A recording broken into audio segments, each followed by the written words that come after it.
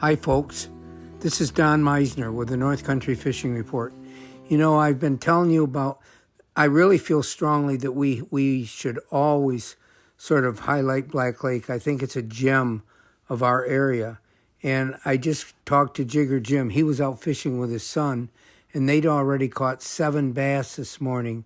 And he wasn't sure if they weren't bass that had been released from the recent Dash for Cash tournament in Black Lake. Well, you never can be sure, but I said to him, well, does this show that those fish don't leave the area that much from where they're released after a tournament? He said, I don't know. He said, how do we really know? You know, you have to do studies on that. But what this does indicate, though, is catch and release does work if we practice that, because he's catching these fish again. And all the fish that were brought into a recent tournament in Meissner, the Cash and Rods tournament, you know, I took part in trying to release those fish back into the water. And I can tell you that every one of them appeared to have been caught before. You could see where they'd been hooked in the mouth, or you could see where they'd been fizzed. And I think this is fantastic. But the one thing I have noticed is fish that have been released right there at the intake. There's been more people going down and fishing off the docks and catching nice smallmouth bass.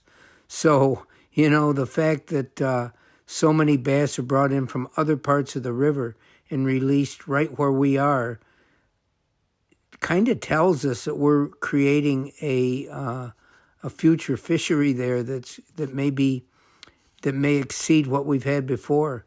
But anyway, in talking about Black Lake, I asked Jim, I said, now the smallmouth fishing is supposed to get really good soon.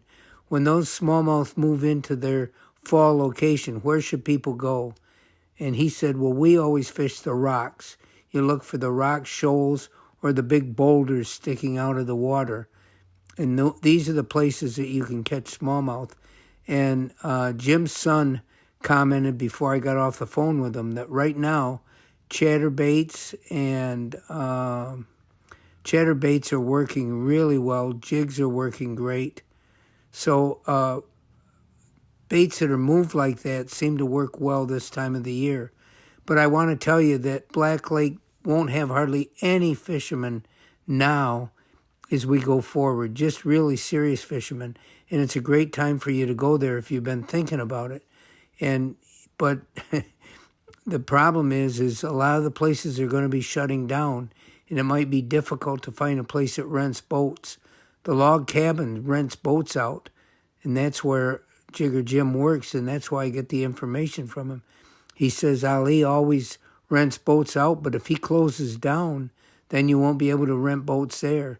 So I think it's important that you check into it if you want to fish Black Lake, of where you can rent a boat if you don't have one of your own.